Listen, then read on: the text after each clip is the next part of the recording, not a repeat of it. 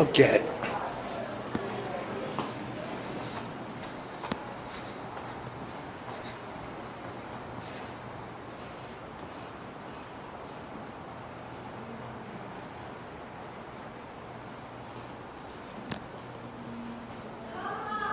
Okay, 1 second.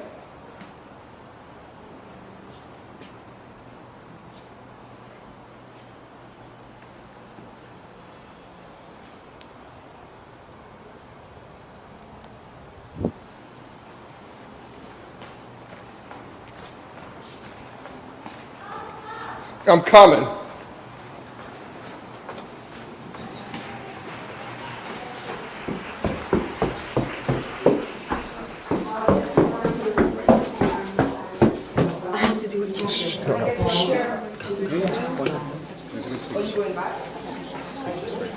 Tonight, we are celebrating the completion of 10 years of this program. A program that you have made possible by being here month in and month out, year in and year out, through rain, snow, sleet, and ice. My son David loves numbers, and he told me to be sure to tell you that 8 shiurim a year, that's 80 shiurim in 10 years, with an average of about 70 attendees at each, although, thank God, this is more than that. That adds up to 5,600. That's a lot of Torah that's been disseminated by our incredibly brilliant women scholars, some of whom are here tonight. Our Rebbitzins, professors, PhDs, Judaic studies faculty, and teachers. Kol hakavod to all of you.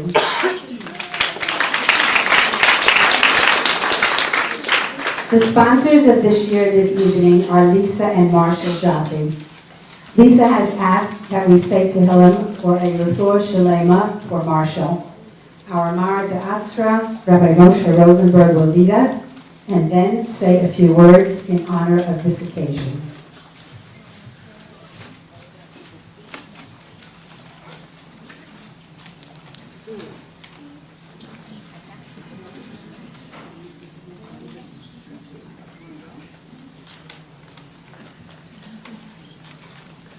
If you could simply say after me.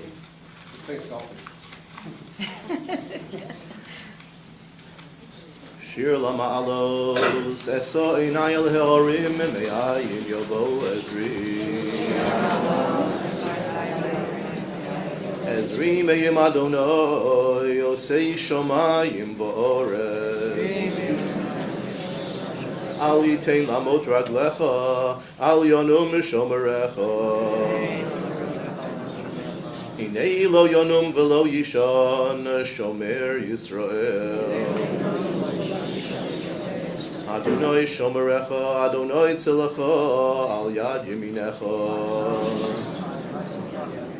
Yomam Hashemesh Lo Yakeka, V'yoreach Ba Lo Yelo. Adonai Yishmorecha, Mikol Ra, Yishmor Es Nafshecha. Adonai Yishmor Teisecha Uvoecha, Me'ato V'yad Olam. Please sit.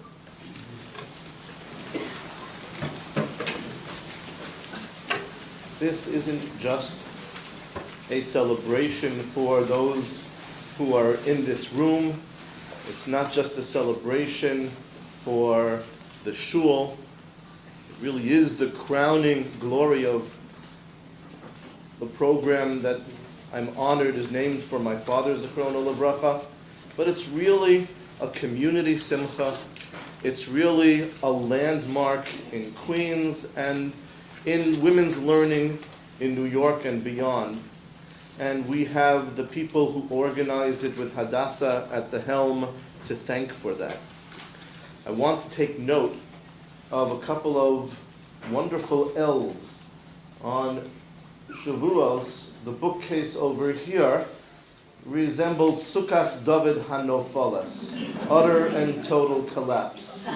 And president of the shul, Eric Levy, and jack of all trades, Michael Cohen, managed to get it in better than shape than it ever was before in time for this shiur. So the suburbs have IKEA, we have Mikea. I'm on strict orders and strict time limit who I may speak about, whom I may not speak about, and so the rest I will leave to other voices.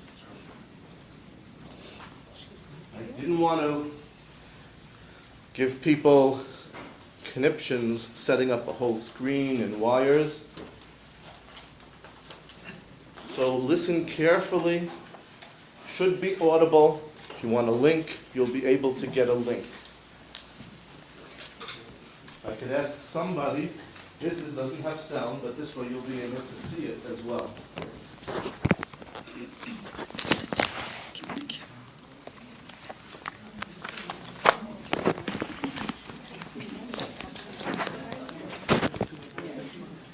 Shir Hahodesh, you made me promise not to say anything about you tonight. But you didn't make me promise not to get other people to listen.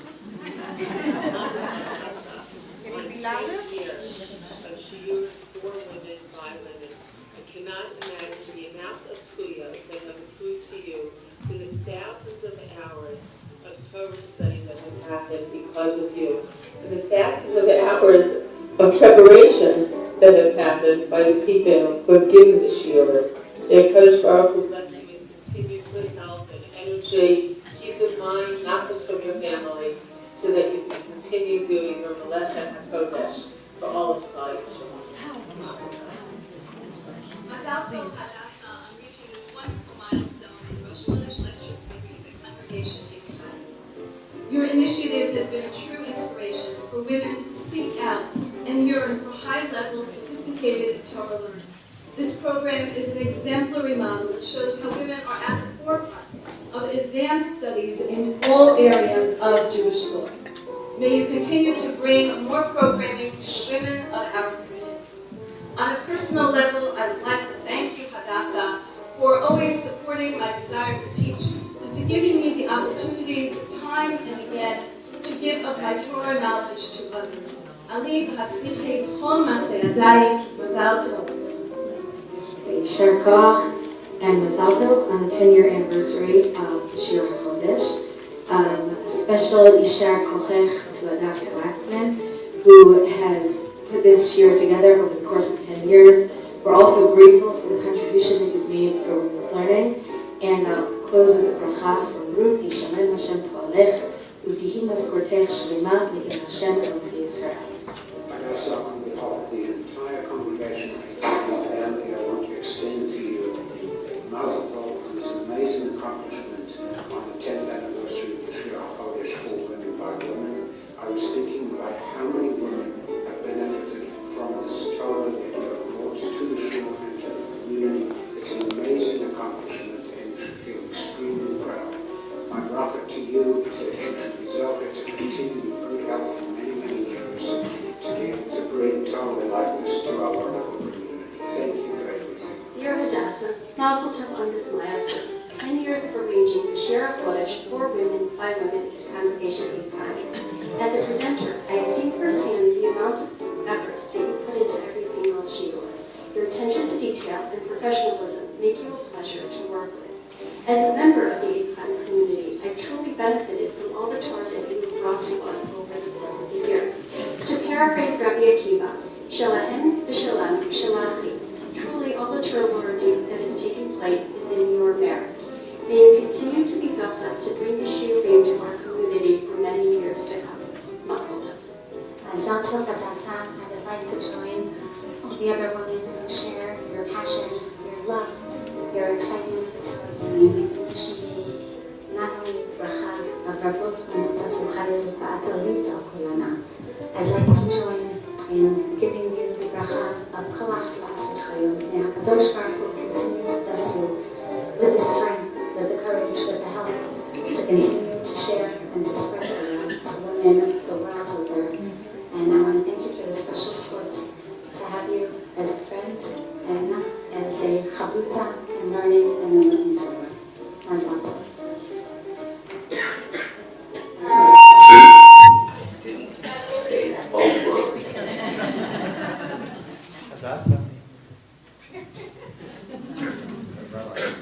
tried this once before. The next side,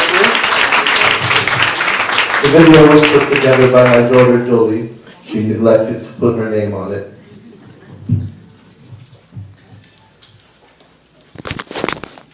somebody wrote on this. To Hadassah, in love and admiration, marking a decade of spreading Torah and its light, through your trademark Shir Hahodesh for women by women, you are the tree of life of Eitz Chaim, providing shade and shelter in so many quiet ways to so many. May you continue your holy work in good health and nachas for many, many years to come. Your adoring shul, Rabbi Moshe Rosenberg, Eric Levy, President, May 27th, 2015, 9 Sivan 5775, with a drawing by Bracha Rosenberg. Inside are all of the Parsha Shiurim of Rabbi Chanoch Waxman. We bless the tree that its fruit should be like it. Don't know what the bracha should be when that's already true.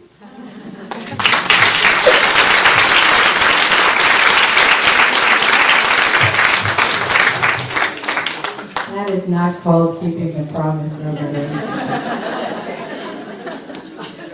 Thank you very much. I will treasure that gift. And I treasure everyone's kind and good thoughts. Now I have to continue, right? This celebration really is about recognizing all those who have made Shir Hahodesh for Women by Women possible. As you saw outside, we chose to display all their names on a scroll of honor, a copy of which you have together with your program. Although there were the usual snafus and there are a few missing names on those smaller scrolls, please forgive. You'll find that some names appear twice. That means that not only have some people sponsored, but they've also lent more than just a hand. We did list those of you who have subscribed for the entire season many times over the years, enabling us to bring you all of this, but we do thank you. Looking around, you'll notice that we have some men here tonight. Don't worry, they're not crashing. They've been invited as people who have joined our women sponsors and have given physical support to enable the running of this program. Thank you for welcoming them.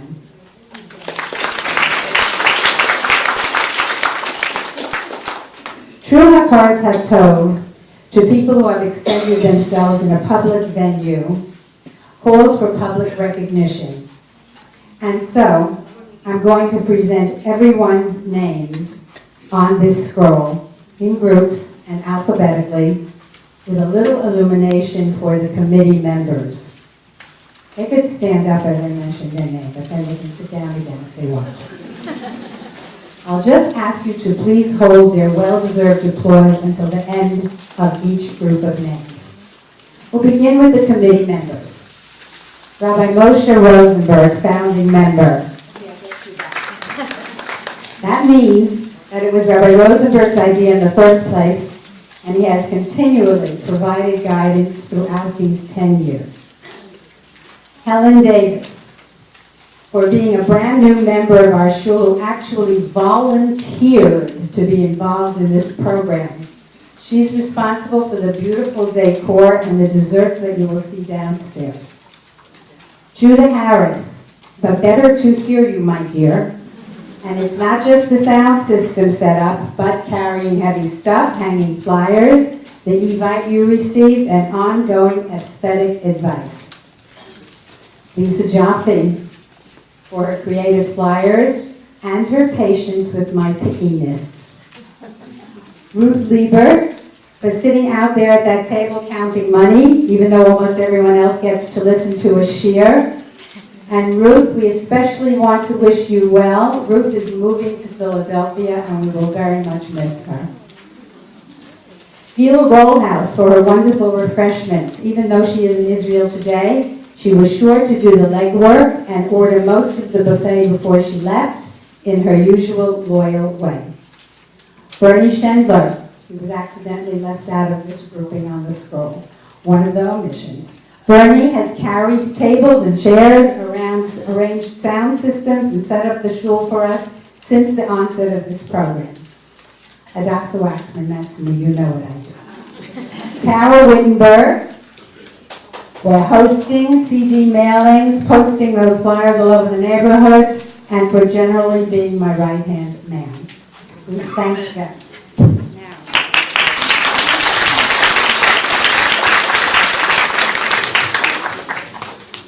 I'm going to read the names of those who have been full sponsors of Shiurim in this program. The Abend and Wine family, Suri Berkowitz, Ruth and Noah Diamond, Selma and Jacob Dykman, Nathan and Judy Ehrlich, Mark and Rosie Friedman, Shalamith and Alan Goldstein, Michael and Zahava Jeff, Marshall and Lisa Jaffe, Keen and Weinberg family, Gila and Michael Rollhouse, Beth Siegel Sussman, Steve Siegel, Mark Singer, Cynthia Zalisky, Chaim and Chaya Weissman, Carol Wittenberg, Hannah Zenworth, and numerous anonymous sponsors. Thank you.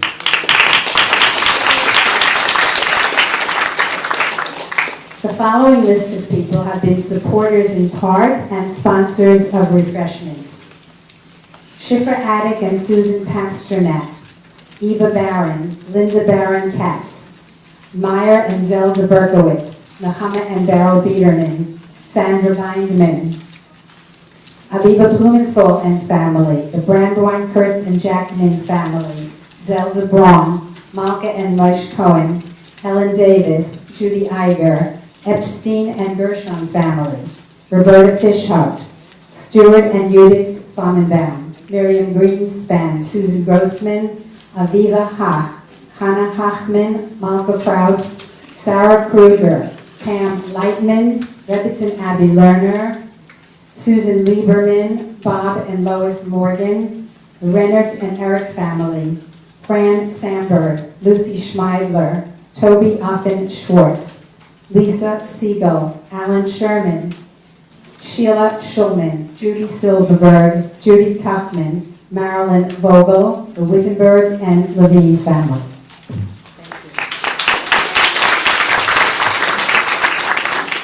And here are the people who have helped in many, many different ways. Hosting, making shul arrangements, publicizing, creating CDs, and spreading the word in so many different ways, including dance teachers who have distributed flyers and other teachers.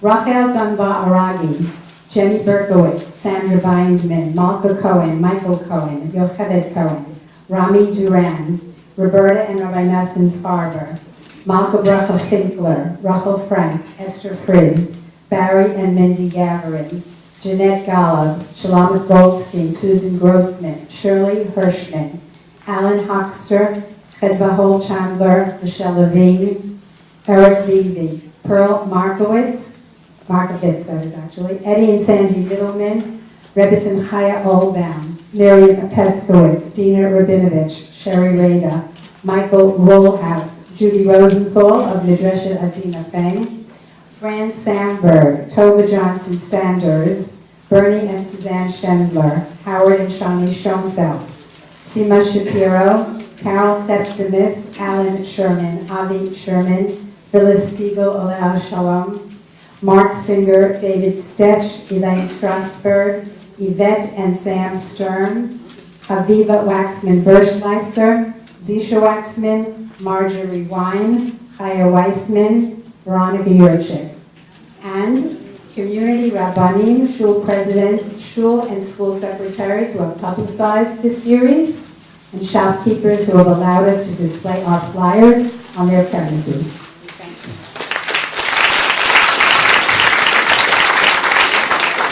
So you see, one person does nothing by themselves. It's everybody else. We are greatly indebted to all of them. May Hashem give them the koach and all of you to continue in your support of Torah for many years to come. You'll notice on your program that we have supporters in part for the buffet this evening. Again, two are missing in print, but I will mention them in alphabetical order. An anonymous donor Ve'ilui Nishmas Aryeh Ben Leib Janowski Olav Shalom. Roberta Fishhoff, in honor of her two grandchildren who are getting married in August. Mazel tov. Marilyn Vogel, in memory of her beloved mother-in-law, Gittel Bas Rab Yitzchak Olav Shalom, on her 32nd yahrzeit. Her namesake, Kitty Rothbell, one of her 11 great-grandchildren, will be bas mitzvah this year. Mazel tov. David and Shifra Waxman, Rav Hanoch and Michelle Waxman, with love and respect for their mother. Cynthia Zalisky, in memory of her mother, Sarah Bas Reb Shimon Tzvi Olav Shalom, Rebbetzin Sarah Koenigsberg, who was a true Litvak raised in the atmosphere of the Slobodka Yeshiva, where Cynthia's grandfather was the Rosh Kollel. She was a strong adherent of the Musar movement and an ardent advocate for women and girls to have opportunities to excel in Limudei Kodesh. Cynthia tells us that she would have been a loyal attendee at this shiur every month. And the Rabbi Israel D. Rosenberg Educational Institute of Congregation Eitz Chaim, which is picking up the remainder. We are appreciative to Yvette Stern, who in memory of her father, Mr. Erwin Salwan Olav Shalom, is sponsoring our violinist, Stephanie Kurtzman, gracing the celebration with her music. Yvette has shared with us this about her father and the violin. My father played the violin as a hobby from the time he was a little boy. The family had a business on Orchard Street for over 100 years, and he used to play in the shop to entertain customers, friends, and especially the students from the public school opposite the shop. Playing the violin brought my father much joy, but even more so when he saw the faces of those he was entertaining light up for his grandchildren and for me while I was working, and noticed the smiles over there on both of those faces. We thought that sponsoring the violinist here this evening would help bring back all the beautiful memories of our time in the store with my father's violin in hand. Thank you, Yvette and Sam. May his neshama have an hour. Please note that the magnificent flower arrangements on our buffet tables downstairs were created by and are on loan to us from Jeanette Rapp. She spent the entire morning here working to beautify this event. We thank her very much. We usually sell CDs after this year. This time, however, we want to celebrate. So we're going to ask you to contact me or Carol Wittenberg directly, and we will give you the information you need to purchase a CD. And now what you came for. As we mentioned, this year is being sponsored by Marshall and Lisa Jaffe for Refuah Shalema for Marshall, and in support of women's learning. Without missing a beat, Lisa and Marshall have come forward to sponsor a shir in this series every year. Lisa has graced our shul programs with her beautiful flyers, and together they are frequent and staunch supporters of the many Torah offerings that are run by our educational institute. Marshall's erudition in all aspects of learning and Kriyas HaTorah is legendary. We thank them for their generosity, and we wish Marshall, Moshe Mordechai ben Asmat Rochel, a complete refuah. Our speaker tonight is Rebbetzin Abby Lerner. How very apt, since she has been here on our roster of speakers for every single one of these 10 years, together with Professor Smadar Rozui as well, who I thought was going to be here, but I don't see her, and has always been a good friend of our congregation. Rebbetzin Lerner has taught for over 24 years at YU Central High School for Girls, where she serves as Director of Admissions. She also educates women in Tahara HaMishpacha. Her husband is the Rav of the Amizul Great Neck. Please enjoy Abby.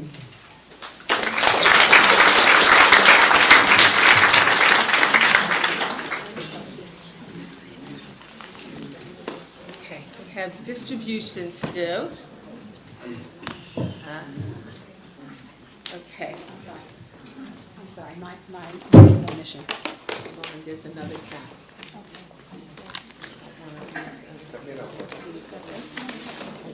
Make sure that I have all mine.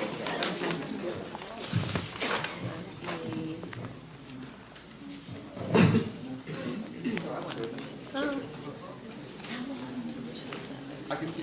Okay. There are two. Sean, why don't you just pan around? Two. Wait, did I say? Take this. No, don't touch it. Probably not enough for everybody, so share. Let's go. Can you put your head up, please? Smile. You too, Adasa.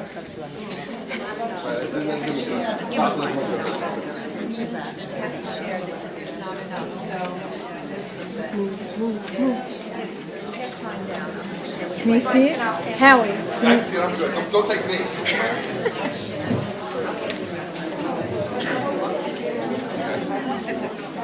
Can you put it back up? I'll put it No, I had it right. She wanted me to pan. Okay, fine. Watch it. Share. Maybe do every other one. This one you're being taped on this one, but just think selfie. I mean, I got you a good There's idea. a selfie. I'm not going to watch this when you're speaking. No, you don't have to You watch don't it. have to watch it, You but don't have to it's watch it. going to watch you. What? Is there a way to do it in an angle where I don't see myself? No, it has to be. I can hold it. Sorry. I can hold it from back there. She's still saying, it's okay, don't worry about it. Don't worry about it.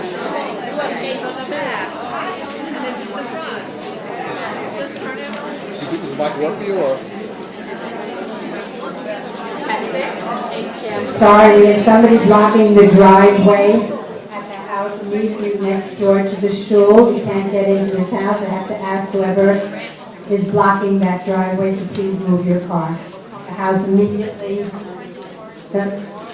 guess if you park in front of the house, you must know where you are. Okay, good evening, everybody. It is really a pleasure, beyond a pleasure, for me to be here tonight.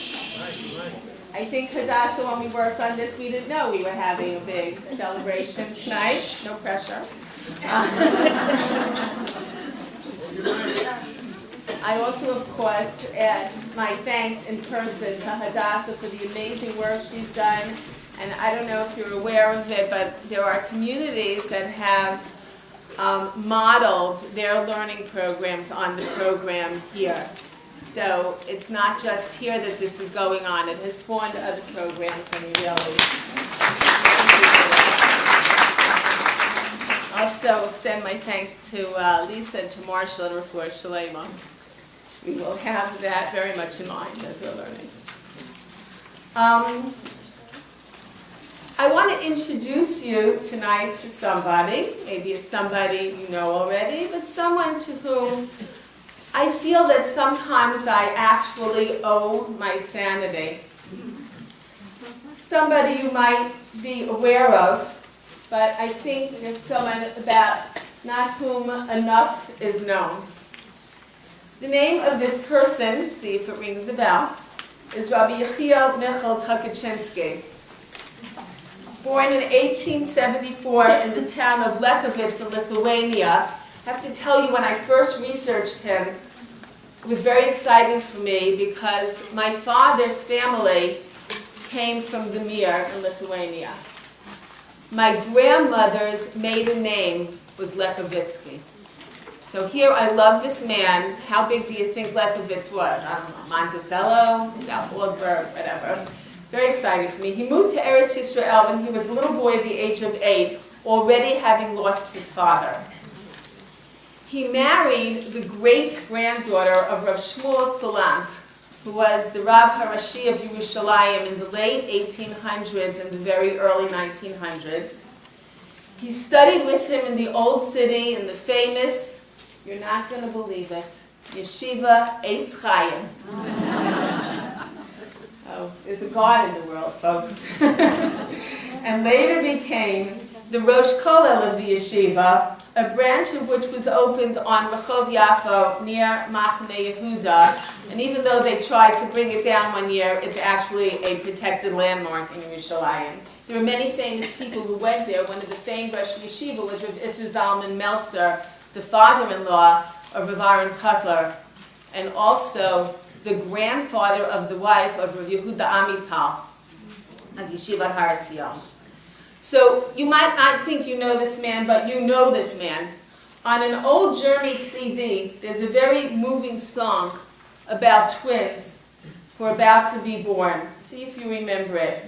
They argue about whether there's a life after the one they know here in the womb. The song ends with one of the twins dying, in other words, leaving the womb.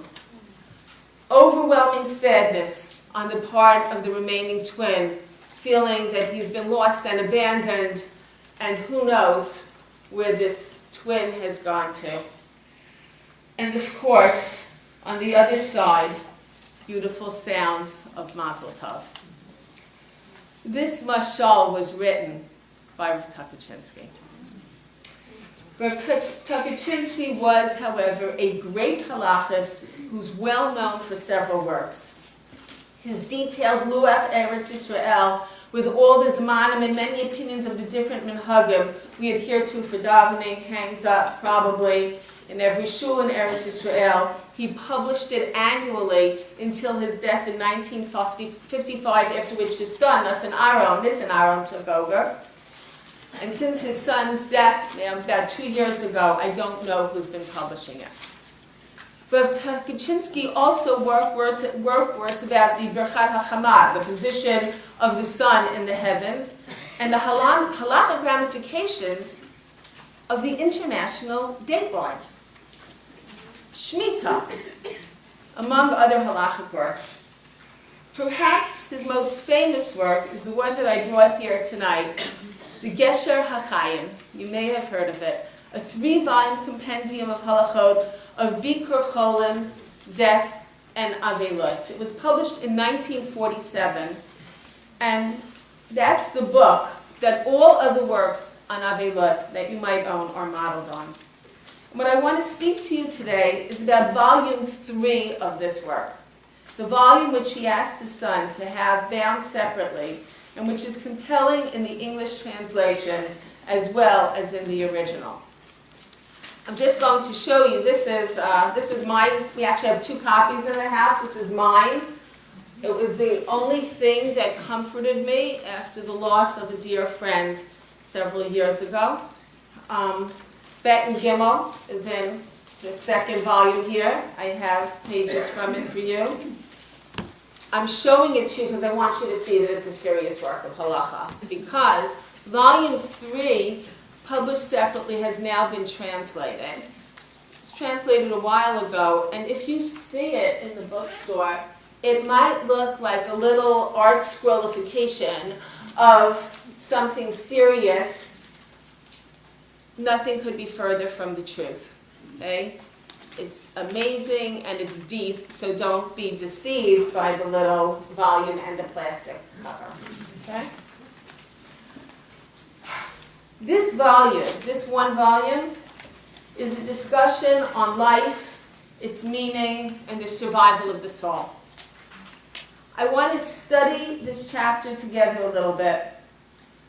The chapter that I love is chapter 6. It's entitled The Survival of the Soul, and the excerpts that I have for you both in Hebrew and English come from that chapter of volume 3.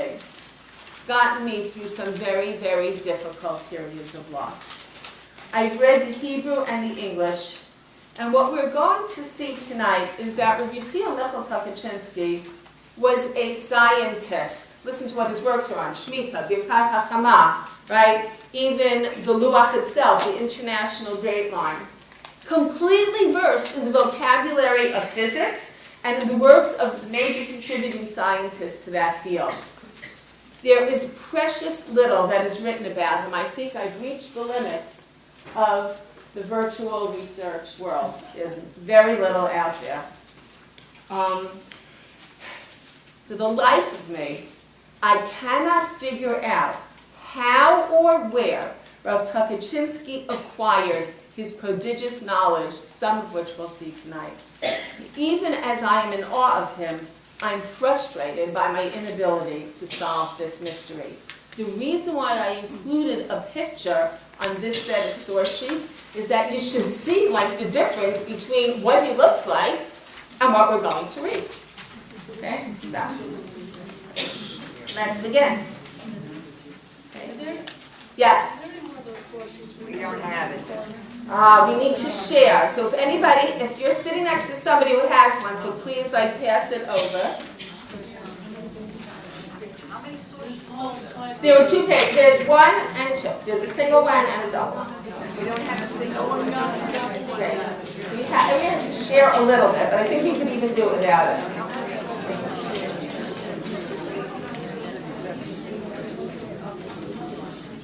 So Rav Tuchin urges us to connect with that which is eternal in us, our souls.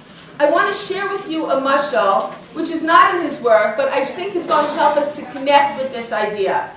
It's something that I might have shared here several years ago when we spoke about Sphira, but if I did, it bears repetition.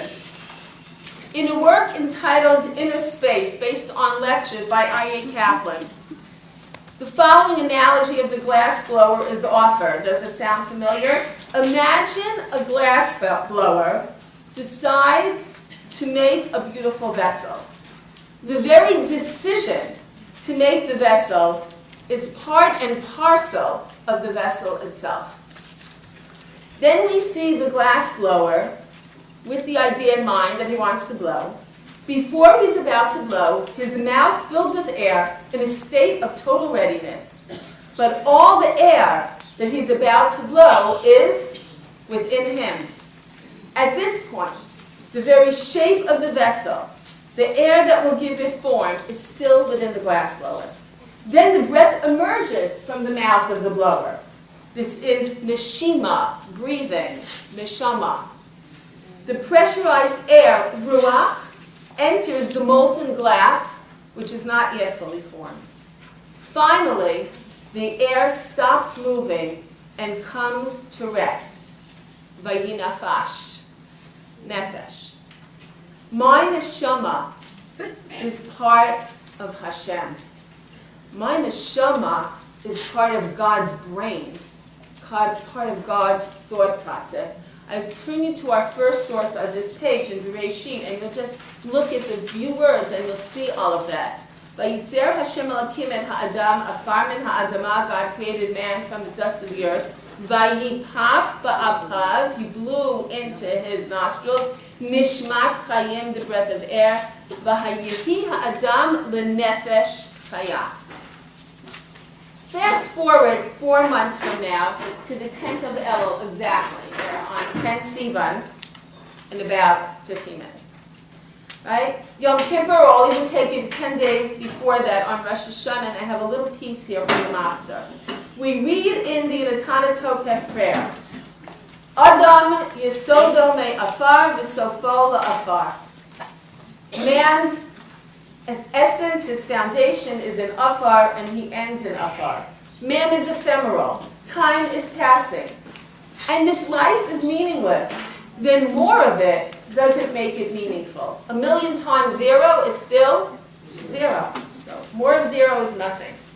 The Gesher HaChaim reminds us that life is a bridge, Gesher HaChaim, to a permanent future, a permanent relationship with God. And it is only in this understanding that we can have imbue our lives with meaning. After we say Adam, right, Yesod mi'afar b'sofa li'afar, what do we scream out? We scream out, Va'atahu melech kel chai v'kayam. Well, what good does it do me if God is the melech kel chai v'kayam?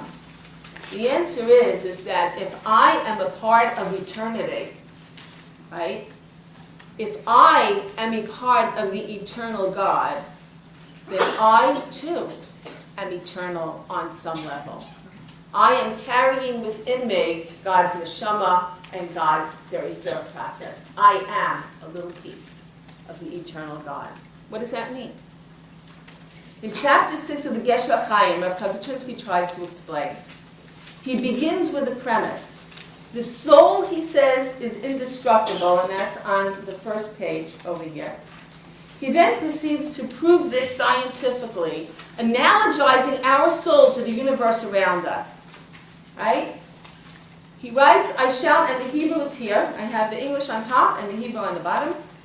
I shall not refrain from setting down the following paragraphs which show that by natural law, energy is indestructible, and how much more so man's self and spiritual energy, which rule over all forces in the world. Just as man has no power to create ex nihilo, yesh me'ayin, we don't have the power to create yesh me'ayin. So too, he says, man is powerless to convert existence to non-existence. We are incapable of turning the yesh back into ayin. We cannot do that. Nothing ever becomes total nothingness. Water evaporates and becomes part of the air or absorbed into other parts of the earth. He provides on the next page in all the technical terminology. This is not in simple Hebrew. So if you take a look at the next page, you'll see it. Right?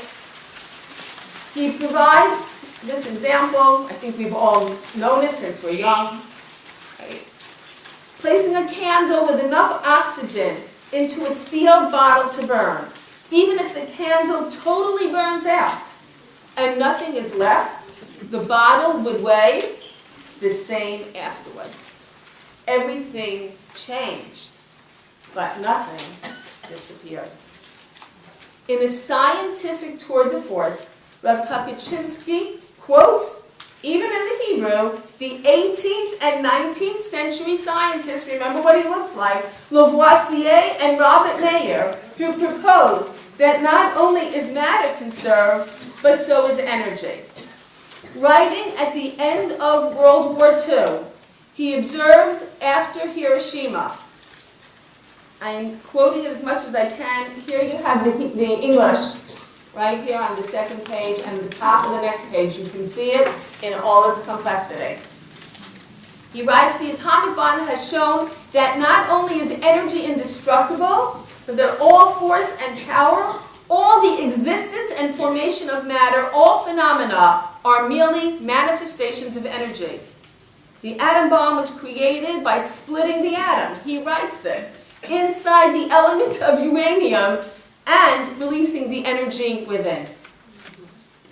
Further understanding of the atom has demonstrated that it is not the smallest particle of creation, writes Rav Tukachinsky. There are much smaller subatomic particles, he writes, in the Hebrew. Electrons, protons, and neutrons, believe me, I don't know this stuff by myself, I'm quoting him, and that they're fine in chemistry, and that the orbits within these atoms mimic in every way the orbit of the planets. There is no end, he writes, to the divisibility of the world, to the microscopic detail through which the world functions. And there is, that's on the micro level, there's no end to how much further you can divide things. On the other end, there is no end to the vastness of our world. Each one of us is part of something bigger. Our vast galaxy is one of many galaxies, and all the universe is part of something even bigger. He writes, only HaKadosh Baruch Hu is one, indivisible, and not a smaller part of something else. The next time you say, Shema Yisrael, Hashem Elokeinu, Hashem Echad, it gives you new meaning. To sum up this portion, existence is indestructible. Energy as well continues to exist and is not destroyed. Furthermore, it's been shown here, every force and action of all the substances and elements are not any force of their own, but merely energy. It's not matter that carries out the act, separates, combines, or remains, but the spiritual force that is within them, what we call energy. It alone acts and it alone sheds one form and dons another. If intangible energy is at the root of all matter and is indestructible, what does that mean about the eternity of the soul, which is the intangible energy that drives each one of us? Rav Tukachinsky reports his son once remarked, and it's not in the Hebrew, because this is the commentary of his son, right, on the work in the English translation, so it's not in the original Gesher HaChaim. But Kaczynski wants to remark that since nothing in the world is destructible, even a sound, that means, he said, that everything is still out there. And the time will come, said Rav Kaczynski, when the technology will be developed that we can retrieve the sounds that are out there from the past, and that we will actually be able to hear the words of the revelation at Sinai. Act for 2 days after Shavuot. Okay, this sounds insane, except for one thing. I have here on this sheet at the very end, you're going to see, and Hadassah, I'm going to email you. I checked my emails. I think I once emailed it to you. So I'll email it to Hadassah, and if you want, you can then send it out to our list. But I have here the address of this. In November, this past November, 2014, I was sent a TED Talk. Okay, you know what a TED Talk is? It's like one of these scientific entertainment, life value stuff. Okay? This is from this past November. It's entitled, See Invisible Motion, Hear Invisible Sound. I'm going to... Excuse me, what did I say? Silent sound. See invisible motion, hear invisible... Silent sound. I'm sorry, that's you're repeating it from the address. I'm sorry. But this was off the title of the thing, so it probably says two different things. But maybe silent sounds better. I like that. I probably wrote it wrong. Anyway, the speaker is a researcher, not a fancy speaker. His name is Michael Rubenstein. He sounds Israeli to me. He probably is. He explains a new technology that is essentially a microscope for visual changes too small to be seen by the naked eye. This video camera reveals tiny changes in color and motion and magnifies them so that we can see them. If you watch this video, you will see remarkable motions that reveal pulse and heartbeat, and that can monitor these vital signs without ever touching a patient, just videoing them. So, for example, one of the things he gives is you have a new baby and you're always sure that they're not breathing and you're walking. So now you have a little video thing. And so he shows the video of his new 2-month-old baby from a few years back. So the baby on the video is lying there, motionless, right? Freak out. So he says he now applies this technology. What this technology then magnifies the motion of the baby. So when you look at that video, you see the baby lying there still, except for one thing. The chest is going like this. And you can see that the baby is breathing. Right? The same baby, same size, but the motion is going like this. It's amazing. Okay? So what we see from this is something that Rav Kaczynski mentions in chapter 6 of Gesher HaChaim, called Survival of the Soul.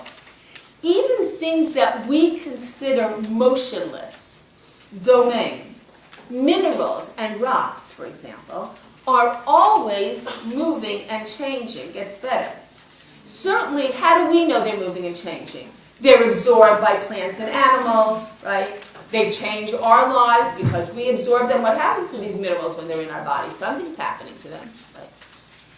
It's more than that. At the end of the video, and I'm urging you to see it, it's worth it. I don't know, I think it's 7 minutes, 10 minutes, that's it.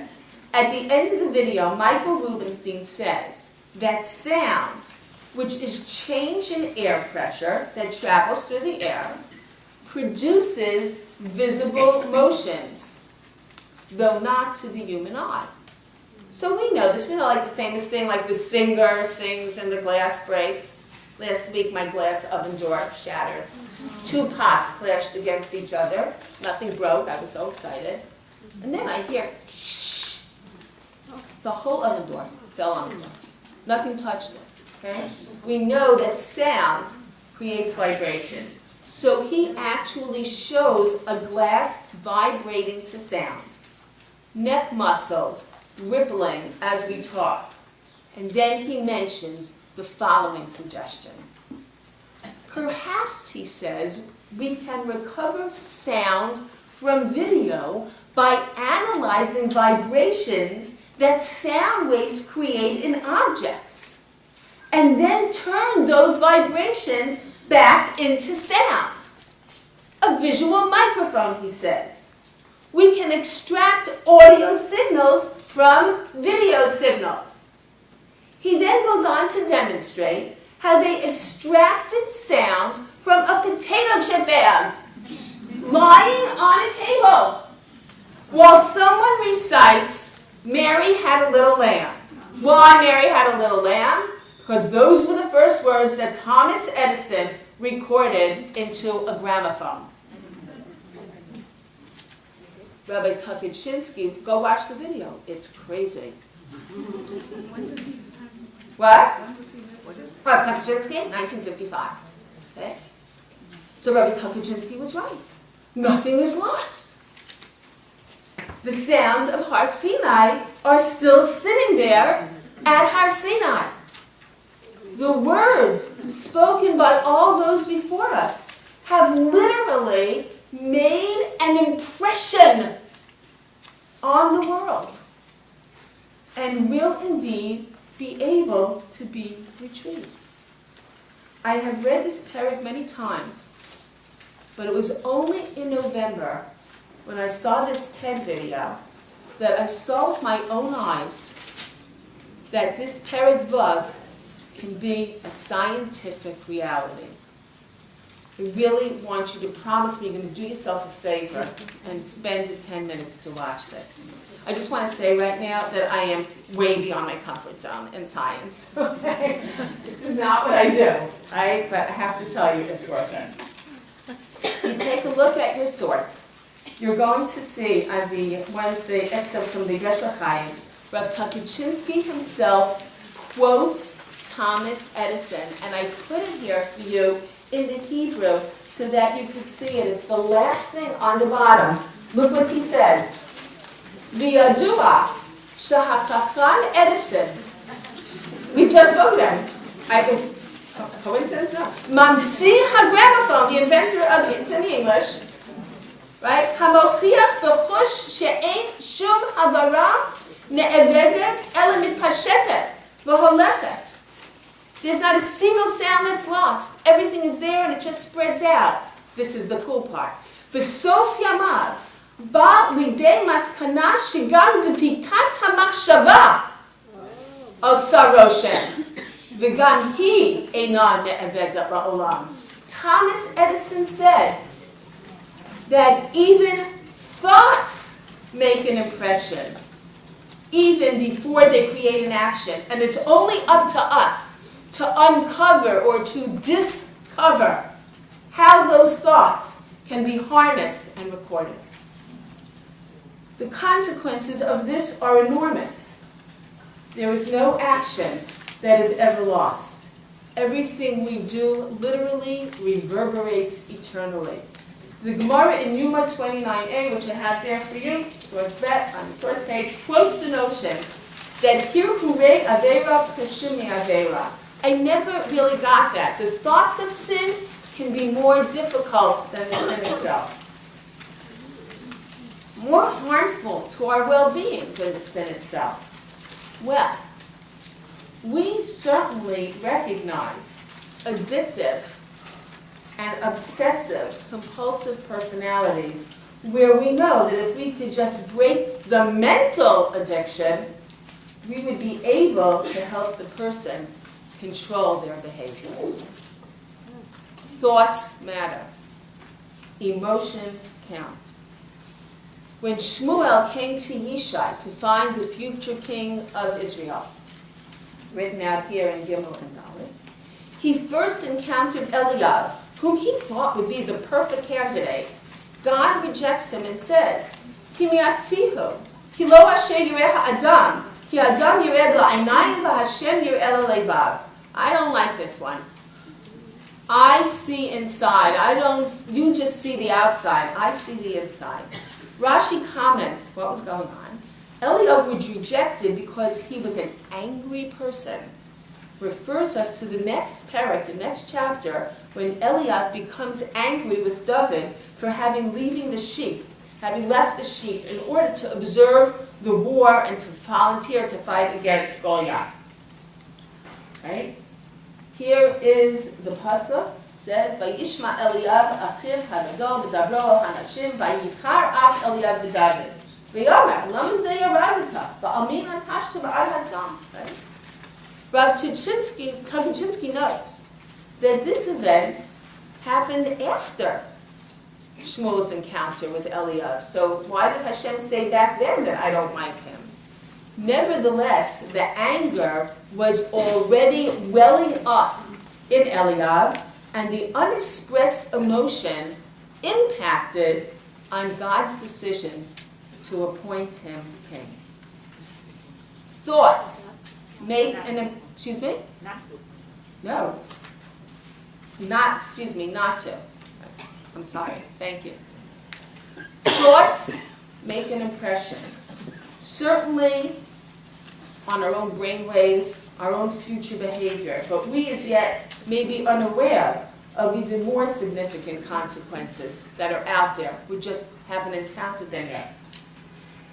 This notion of indestructibility is a comfort, but it's also a warning to us that words matter, our actions matter, and that our thoughts matter. Pirkei Avot tells us, Ayin ro'ah v'ozen shoma'at.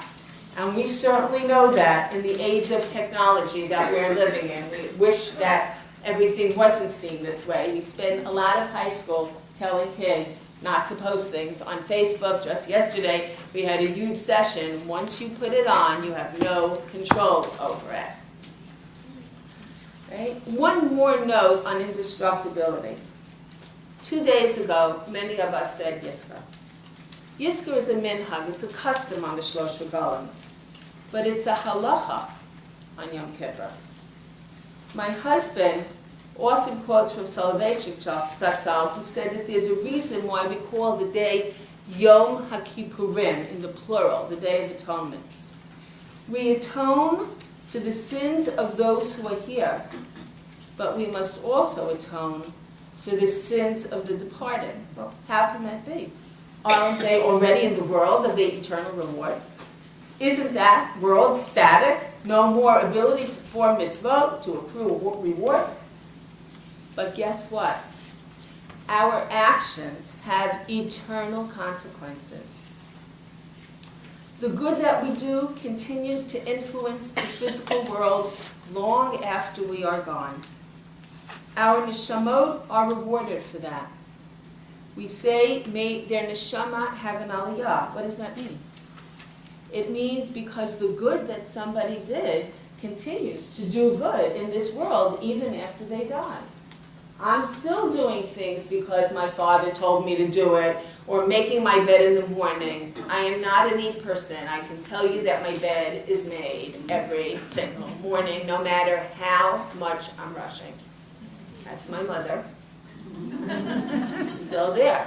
She died over 40 years ago. Okay? Our actions keep living on. And unfortunately, the bad things we do also continue to reverberate long after we are gone. They continue to create real difficulties in this world for those we leave behind. For this, atonement is required each and every Yom Kippur for those people. It's amazing. I want you to think for a second before I conclude about the world of thought and what we know now. I was watching TV this week, and they were talking about an artificial, a war victim from Afghanistan, paralyzed from the neck down. They created a new freestanding arm, stands on a stand near him. He thinks. He just thinks. Pick up the cup of coffee, and the arm moves right to his mouth, and he drinks the cup of coffee. Right? We know people, right, who by merely looking at the letters on a computerized keyboard, that the computer types just through their glance. I look at the letter M, and the letter M types. Oh, these things that Rabbi Tukachinsky was writing, these are powerful, powerful ideas, powerful scientific ideas, and powerful religious ideas. Over the last little while, I've been reading the biography of the Lubavitcher Rebbe, Joe Telushkin's one. There's two others that I have to get to. Last week, our seniors spent an afternoon with the seniors of Beis Rivka in Crown Heights. We did it last year too. It's amazing. The accomplishments of this man, who had no children of his own, are remarkable. They're vast, and they're eternal. Just to hear these 17-year-old well-spoken girls say, the Rebbe wanted to create leaders, not followers. In their school, there was no director of student activities. I remember those days. Every activity that happens in that school is run solely by the students. Every hotel manager has to be called, every speaker who has to be called, because they said the Rebbe wanted leaders, not followers, and that's how we are trained to be leaders. Tell you, it's a special nachas every time we go there. And as I said to you, I come from the most misnagish family you can come, deep roots in the Mir in Europe, not in the Mir. You really cannot read the biography of this man and not be blown to bits. We are truly eternal. Not just our big contributions, but listen to Thomas Edison. Our smiles, our songs, our words, and our gestures change the world forever. And as we saw through these writings, they actually last forever. I'm going to repeat something one of our teachers said in Central a long time ago, Mrs. Chop, chemistry teacher. She'd been out once for a year when one of her family members was ill, and she promised the seniors that she would come to the senior dinner. She missed their whole year of AP chemistry. And I remember she said to us, be good at everything you do, girls. And by that, I don't mean be the best. I mean, be good. And she said, no matter what job you have the ability to be good, to change someone. And she spoke about the myriads of people that they met in the hospital over the course of the year. By the way, that family member is fine, thank God. I remember when my sister, Zichron Livracha, was sick. It was a terrible, terrible day. She was in agony. It was a sad, sad story. In walked an orderly to put food down on her table. This was 9 years ago. And he said, how are you today? And she said, not so good. Big guy, clearly not an educated person. He said, I'm so sorry to hear that, he said, but look at you. You're surrounded by your whole family. And indeed, many of us were there that day. He said, you're surrounded by your whole family. You are so blessed. Have a blessed day. Be good at everything you do. Your small words make a lasting impression. It's 9 years later. I am telling you that story. It changes everything. It lasts forever. It lasts. I'll tell you one more story before we conclude. You may be aware in this community there was a man, Shlomo Dov Shapiro, at a shul down the block on Main Street. actually basically grew up in his house. Daughter is my best friend. One time, in those days in Brooklyn, like, people didn't drive, women didn't drive. There was one car, you took the bus, that's what you did. Okay, my father was in the hospital, it was Erev Shabbos. My mother took the two buses, the Utica Avenue bus, the Church Avenue bus, it's Erev Shabbos, and she's on her way home from Brookdale Hospital, it might have still been Bethel at that time. And she's waiting for the Church Avenue bus, and rides by Rabbi Shapiro, Zichron Livracha. And she's like, oh, there he goes. She's waiting for the bus. About 5 minutes later, his car comes around again. He said, I saw you waiting for the bus. I came back to get you. So instead of a 45-minute ride, it was a 5-minute ride. Like, I don't know, 2 years ago, I was riding by North Shore on the way home. I never even come home that way, and I saw somebody from my community that I recognized. And I was about to drive by, and what did I think? Oh my gosh, Rabbi Shapiro. Now this, like, my mother died like 42 years ago, right? I said, Rabbi Shapiro would have stopped and picked her up. And that's what I did. And I said, thank you, Rabbi Shapiro. Okay? That's what it means, that our actions, that's just a small, it's a tiny, nothing example. Little things last forever and ever and reverberate forever. 2 days ago, we read Megillat Ruth. Source on the bottom. The last one. Vatikren Allah hashchinot shein lemor yulad ben l'naami. The neighbors call out and they say, a child was born to Naomi. Really?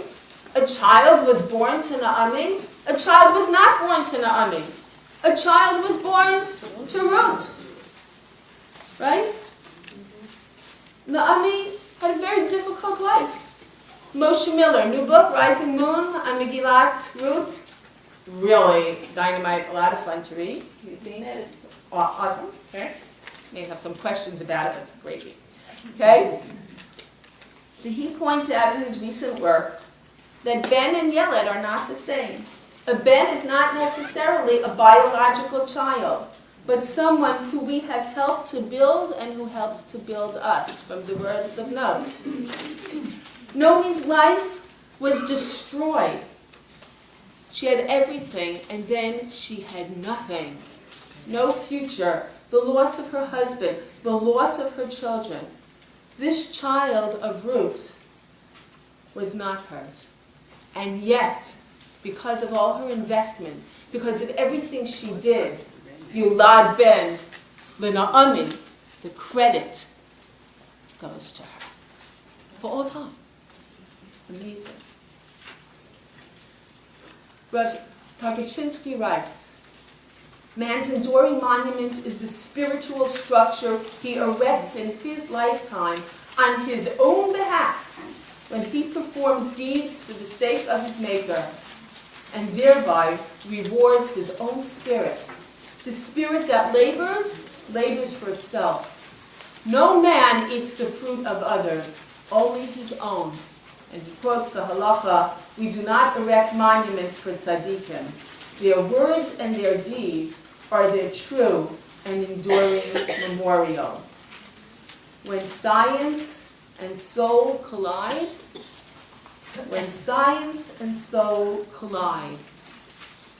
we touch eternity. Nothing is ever lost. Every atom, every spark of energy lasts forever as part of the eternal world of our eternal Maker.